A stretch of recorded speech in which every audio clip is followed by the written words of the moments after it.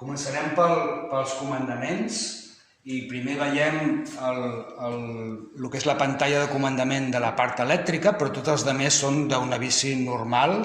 Tenim els canvis de pinyó aquí a la dreta, tenim els canvis de plat aquí a l'esquerra, freno de darrere en la mà dreta i el freno de davant a la mà esquerra. També tenim el timbre.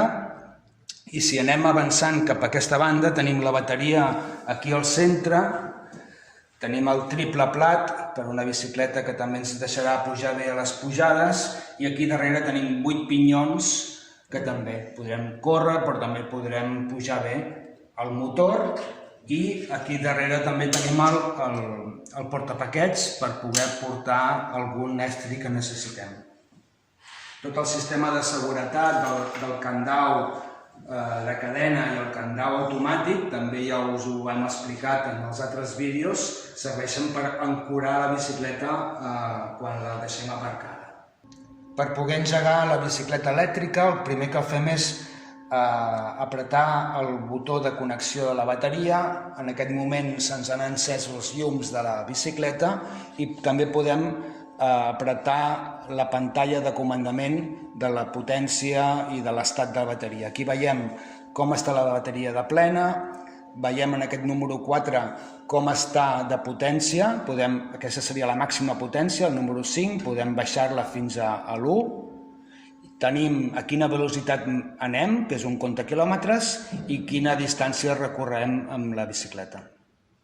El que us recomano abans de sortir a pedalar amb la bici xarxa-bec és que per un cantó regulem l'alçada del seient, obrint la tanca ràpida i baixant-lo o pujant-lo a l'alçada de la nostra cadera, més o menys, però que després, un cop a dalt, nosaltres puguem tenir una llargada de la cama suficientment alta per poder pedalar.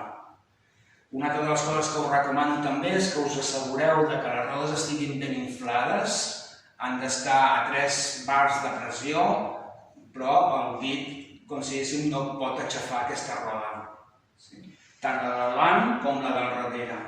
I, per últim, una de les coses interessants també és que els frenos reaccionin, estiguin cansats, tu tinguis un tacte, que la maneta faci un bon recorregut i que t'asseguris que frenen bé.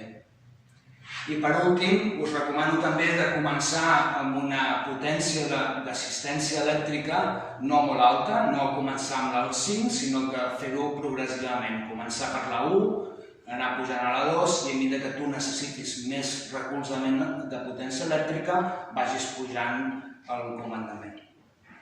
Espero que tingueu un bon viatge i que feu molts quilòmetres.